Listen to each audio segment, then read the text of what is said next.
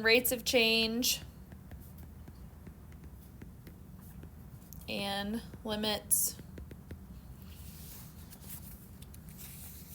So there's all kinds of properties that are in your notes, and then basically we'll just be using them.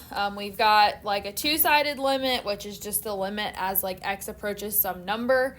But then we also have the left and right hand limits, which I think we probably briefly touched on when we were looking at in behavior of functions that are like have asymptotes. I think we might have briefly, maybe like one section last year, and it was pretty early in the year, I think, but looked at that. But basically, if we have like the limit as x approaches some number and it has a little plus sign, it means from the right. And if it looks like it has a little minus sign, like as an exponent, it means from the left.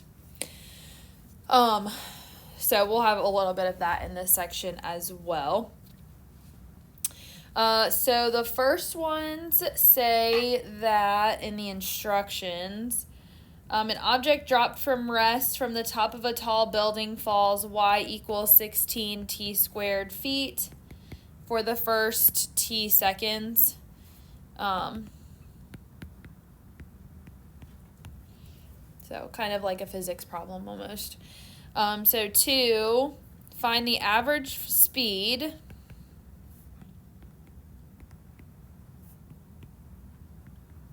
in physics we would say velocity, but calculus we're dealing with speed during the first 4 seconds of fall.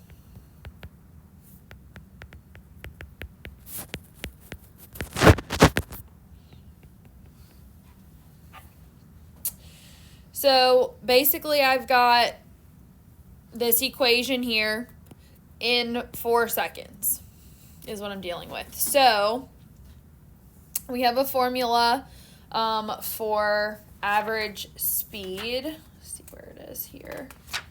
On page 59 it's listed, but basically it is, we have delta y over delta t is equal to f of t plus h minus f of t all over h. And so what ends up happening is a lot of things end up like canceling out basically. But this is, we're plugging our values into our formula. I was going to see if it lists any of the things. But basically we just take, for the sake of this problem, and we're just plugging in 4 and what is it? 0.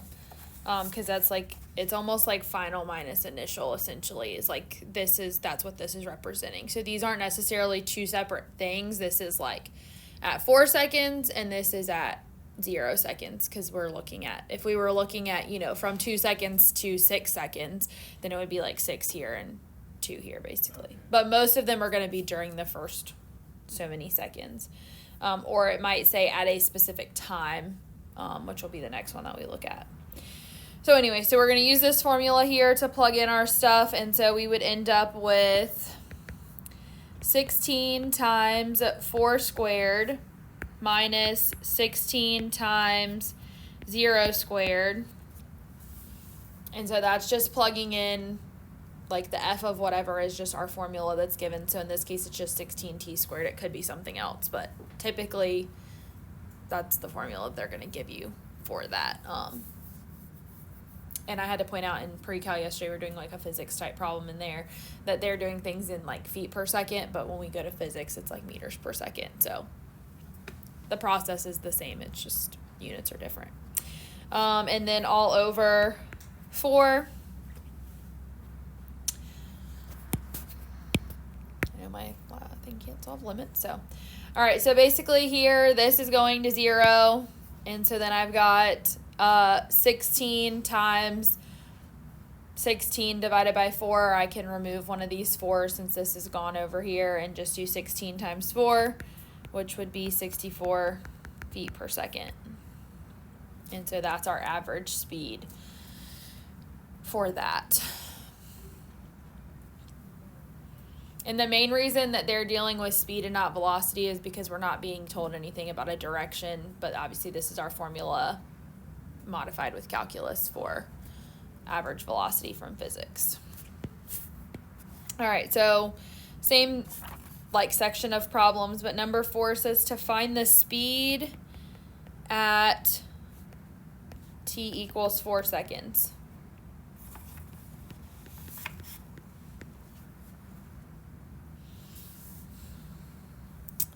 So this is an instantaneous speed. So this is like average speed is over time, but instantaneous is like at a specific point. And so I have the same formula. However, because I want it at a specific moment in time, I'm going to modify, and I'm actually going to be straight up using this formula where t is the seconds that I'm using, h is just going to stay h. And so it's going to require us to factor and cancel. And it should work out if you do everything correctly that your h's are all going to cancel. Not necessarily all cancel, but it cancels out, and then we take the limit if there's any h's left, and that gives it to us. So anyway, so we've got delta y over delta t equals 16 times 4 plus h. So basically 4 plus h is getting plugged in anywhere that we would see a t in the equation, and squared minus 16 times 4 is t, and that's squared over h. So that's kind of the big difference on this one. So then I would need to factor here this perfect square trinomial and get 16 times 16 plus 8h plus h squared minus over here 16 and 16 is like 256, I think. Not even sure. Nope, not on that. Crap. Had a graph that wouldn't go away. There we go. 256. And then over h. Now at this point, I would probably go ahead and distribute. If you can like distribute all in one step, that's totally fine too. But so that would give me 256 plus, what was that, 8, 4, 248? Nope, that doesn't sound right. 128. Went too many times. 128h plus 16h squared minus 256 over h. So this is where it kind of works out. So the 256's cancel each other because one's positive, one's negative. Now, this is the part where I normally have to remind people to take out the h. Now, if you can do it with just canceling it this way and knowing that you're doing it to everything on the top, that you can't just cancel if there's not multiple pieces, then that's fine. But if you need to like show the step of pulling it out, that's fine too. So basically I'm left with 128 plus 16h. Now, because I'm at an instantaneous speed, or at a specific point in time, we do it as the limit as h approaches 0. So this is going to be the limit as h approaches 0 of 128 plus 16h. And notation-wise, if you're taking the limit of like a huge thing, some people will put a parentheses around it. I normally don't because I just know notation-wise, like I know what I'm taking the limit of. It's the limit of the whole thing, but just in case you see people putting parentheses around it, that's why. And so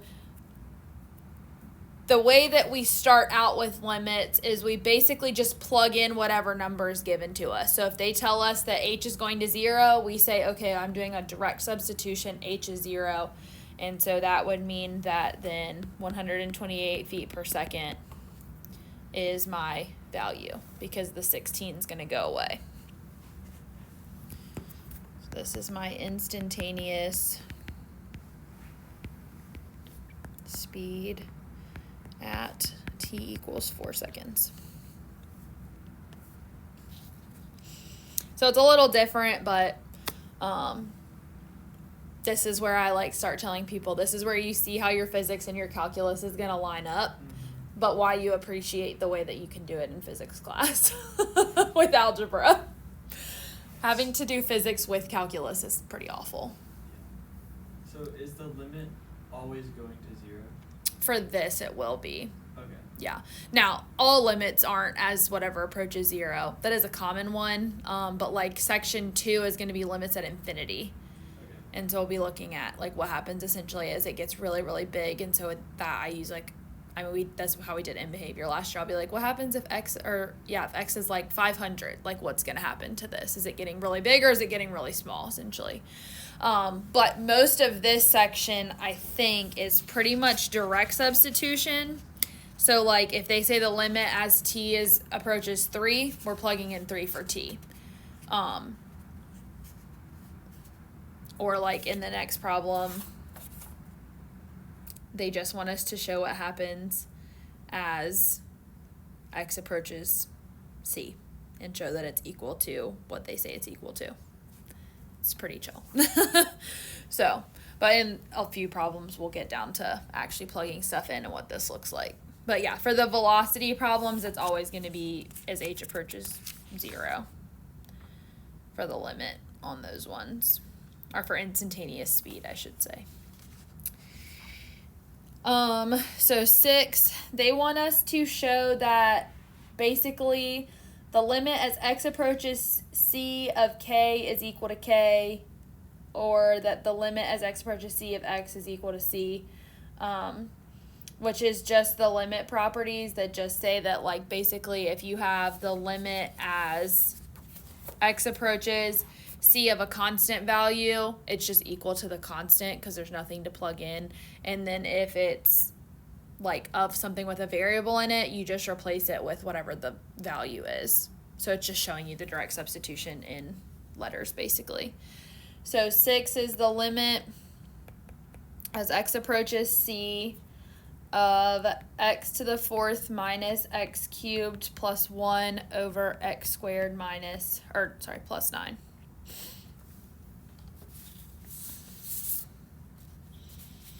And this is really as simple as just rewriting the x's as c's. Like there's nothing really to this one. So this just becomes c to the 4th minus c cubed plus 1 over c squared plus 9.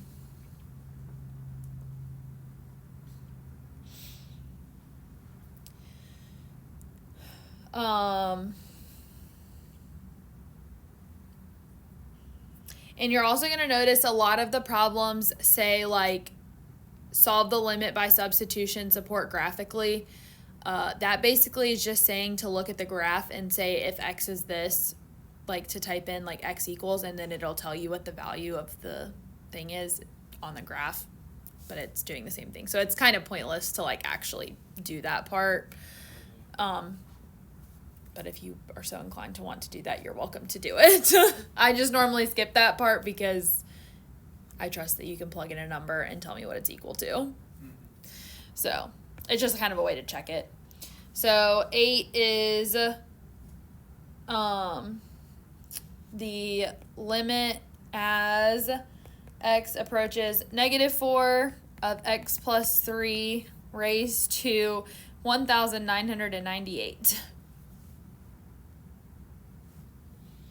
So our direct substitution here, we would just put this in as, in parentheses, -4 plus 3 raised to the 1998, which is just -1 to the 1998, and you don't necessarily have to write all of this out, is equal to, well, that's an even exponent, so it's just going to be equal to 1.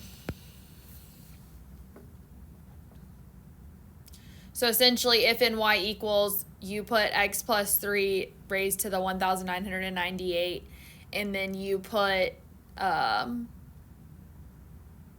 under value, I think it is, you can type in, it'll like tell you what to type in for x, and then it'll tell you what the y value of that is. It would just tell you that it's equal to 1. So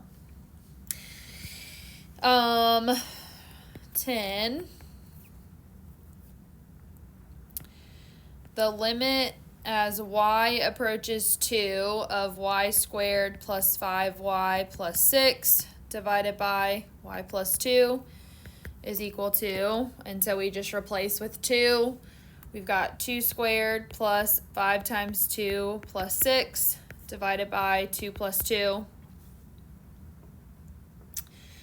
And so I've got on top 4 plus 10 plus 6 was a 20 over 4, which just reduces to 5. So those are direct substitution. You won't necessarily always be told to find the limit by direct substitution. That should just always be your first, can I directly substitute? Now, the ones we're about to get into, it says, how do they word it? Determine the limit graphically, confirm algebraically. But we're just going to do it algebraically. But basically what's going to happen here is direct substitution is going to cause a problem. It's going to cause if the top is 0, that's fine. But if the denominator is 0, we've got to do something about it to figure out, to get it to not be that. So direct doesn't always work, but that should always be your first, can I plug in the number straight up or not? So 26 is the limit as t approaches 2 of t squared minus 3t plus 2 over t squared minus 4. So at a quick glance here, if I plugged in 2 for t squared on the bottom, what's going to happen? It's going to make it 0. Yeah. So at this point, then my next thought is going to be, let me try to factor and see if anything will cancel top and bottom. So I'm going to factor the top, factor the bottom, and see what happens. So the top, we've got factors of 2 that give me -3, so that would be -2 and -1. So on the top, I've got t minus 2 and t minus 1. Then on the bottom, this is a difference of squares, so it's going to be t minus 2, t plus 2. And so then now once you've done that, you can cancel something top and bottom, and then we can do the plugging in. So now the limit as t approaches 2 of t minus 1 over t plus 2. And I don't always rewrite the limit. Sometimes I do, sometimes I don't. Technicality, you should rewrite it, but, well, let me rephrase. In technicality, the book would tell you should write it every single step. I think it gets a little excessive, so I usually just write an equal sign and just keep going. Purely up to you. I'm not going to take off for that. So I've got 2 minus 1 over 2 plus 2, and so then I get 1/4, and so that's the value of the limit. So I still was able to directly substitute, but I had to reduce it first in order to solve it out.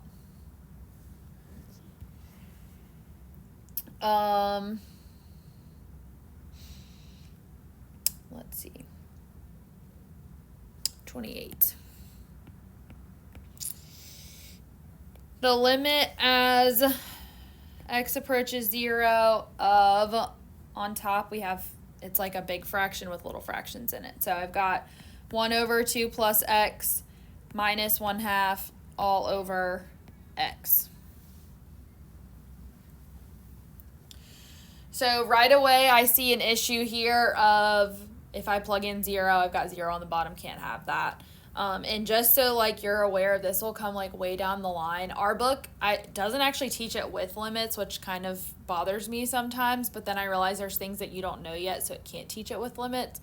But there's basically, if we end up with something that's 0 over 0, if we did a direct substitution and it ends up giving us a result of 0 over 0, we have to do something different. With the top and the bottom, we can't just, and factoring is not an option. We have to do something different to solve it out. It's in chapter 9, which makes no sense because it's why would you put it in chapter 9? You will have enough information, I think, after chapter 4 that we could talk about it. I usually just forget, and then we get to the end of the year and I'm like, oh, I was supposed to show you that. It's something that's pretty easy. It gets harder, obviously, if you get into Calc 2 and stuff with using it, but anyways, just so you're aware, right now all we're going to be dealing with is if the denominator is 0. It's not going to be both aren't going to show up in this as being 0, but it's called an indeterminate form, and we have to use something called L'Hopital's rule to solve it. So anyways, it's a good time. It was hilarious because the first year I taught it, I was why are they not teaching L'Hopital's rule? And it took me forever to figure out that they did teach it. It's just like way later, and it's in a chapter that's not even said that we're supposed to cover it, but it shows up on the AP exam. I was like, what is happening? So then finally, like year 3, I think I started finally teaching it. I was like, oh, we need that. So anyways, so any idea what I might need to do so that I can try to get rid of this X?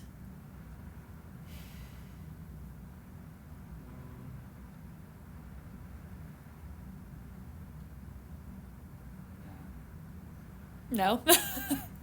So a lot of times people's first reaction is, well, if I'm dividing by something, I can just multiply everything by 1 over x, but that's still not going to solve my problem because I'm still going to have an x in the denominator here. It's going to be 0. So at this point, usually I try to get a common denominator on the top and see what happens. And so if we do that, then I would be multiplying this one by 2 over 2 and this one by 2 plus x to get that common denominator. And so then I would have on top 2 minus 2 minus x. I just went ahead and did the whole top over. I'm going to go ahead and multiply the bottom, 4 plus 2x. And then I'm still all over x down here.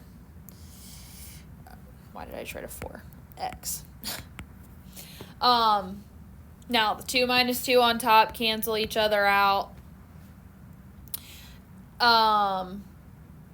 So then at this point, I would try to multiply now by 1 over x to get rid of this on the bottom. So I would have basically negative x over 4 plus 2x times 1 over x. Now I have an x top and bottom that will cancel, which eliminates the x being by itself. That's going to cause a 0 in the denominator. And so now I can take the limit as x approaches 0 of the stuff that's left over. So 1 over 4 plus 2x. And when I plug in 0, a lot of times I don't even write the plugging in 0. I just will put like a line through it and just say it's 0. And then I'll just go straight to 1/4. And I lost my negative sign, so I need to put that back. X and negative x leaves you with the negative x. So that would be negative 1/4.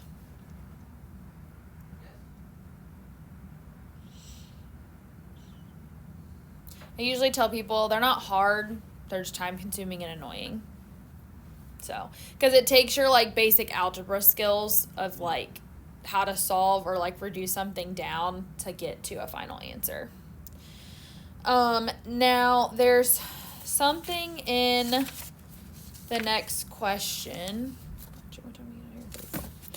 that I need to go back and look and see if it's in this section that you learn it or not. But the limit as x approaches 0 of the sine of 2x over x. So just looking at it, right, if I plug in 0, I've got 0 on the bottom, can't have that. The sine of 0 is also 0. So that's just like a major problem altogether, right? So there's something called well, I don't remember if it has a name. I'm trying to see if it's in this section.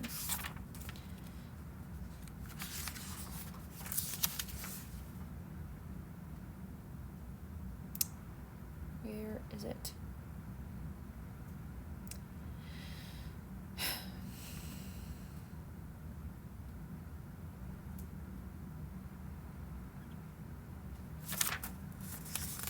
Okay, it might not be in this section. It'll be in a later section then.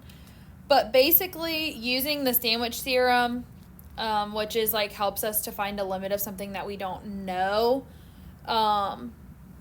basically on an interval, they eventually would tell you that the limit as x approaches 0 of the sine of x over x is equal to 1.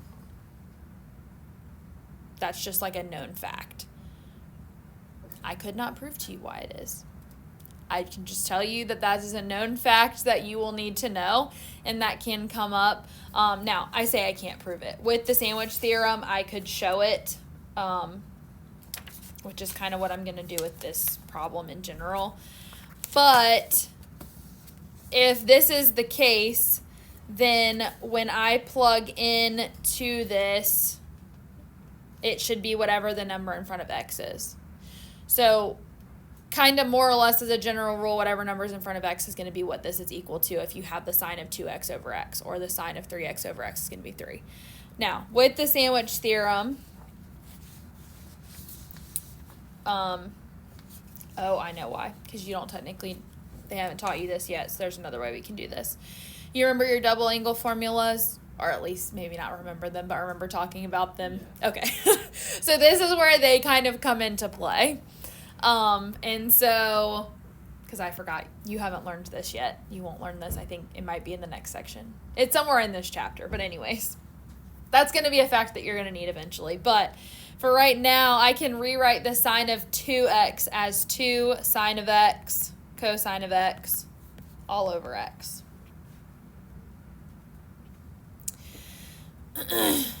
Then rules of limit say that I can split things up. If things are being multiplied, then it's the limit of the one thing times the limit of the other thing, basically, and I can break them down individually.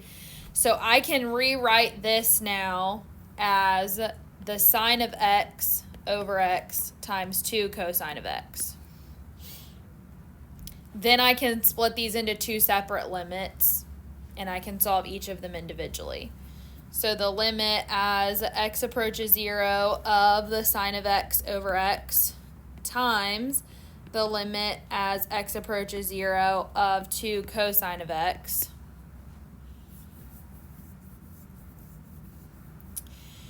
So this is where you have to know what this is equal to, but at this point, if you did know this, then you would come down here and say, well, this is equal to 1 times the limit as x approaches 0. If I put in 0 for cosine, the cosine of 0 is 1. So 2 times 1 here, because that would just be 1. So then this would be equal to 2. But it's a pretty, like, general thing that it ends up being whatever it's equal, like, whatever this number is what it's equal to. But this is the technical reason behind why. Now, if we used the sandwich theorem to do this, then basically we have the sine of 2x over x, and we're finding things that we know are this value would be between.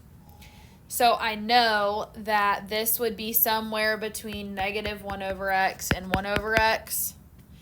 And basically, then I can say, okay, well, this is negative 1 is less than or equal to the sine of 2x is less than or equal to 1, because if I multiply by x to get rid of it in here, it brings it down to there. And that would be my sandwich theorem to say, okay, well, it has to be somewhere in between here for that part of it. But obviously, I have to be able to solve. Yeah. So the sandwich theorem really isn't used a whole lot other than just to show that something is what we think it is, or like to get an estimated value. But anyways, it's kind of long and drawn out, and like I said, more will come with it later. But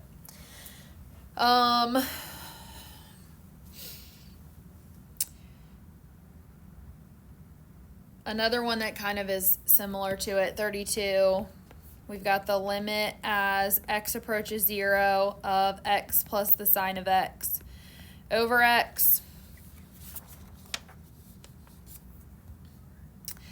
So again, I can break this up into two separate limits, which a lot of times is what we end up needing to do, because right now, if I did this as it is, it's going to be a problem, right? Mm-hmm. So the next thing I would say is I can't factor anything, so I've got to see if I can break it up. The limit as x approaches 0 of x over x plus the limit as x approaches 0 of the sine of x over x. Well, x over x is just 1, and the limit of a constant is just whatever the constant value is. So that would be 1 plus we know this is just a known value of 1. So that limit's equal to 2. So it's just different ways to break them up, essentially, to solve them. Let's see, one last one, and then I think... Well, that'll be where we stop for today. There's one more thing we need to do with it tomorrow with the one-sided limits, but that's all that you can do at this very moment. Tomorrow when we look at one-sided limits, we'll have to, like, I'll have to put, like, the book up there, and then, like, we'll look at it that way, or I'll come, like, sit beside you and show you what it is, because it's easier to see it out of the book. So the last one, 34, the limit as x approaches 5 of x cubed minus 125 over x minus 5. So if I were to just do this straight up, again, I'd have 0 on the bottom, so I need to factor. You remember how to factor a difference of cubes?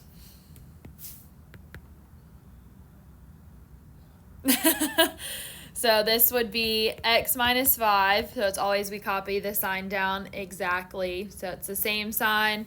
And then it's the first term squared, so x squared. And then this is the SOAP formula. So same sign, opposite sign. So this is going to be plus. It's the first term times the second term, so 5x.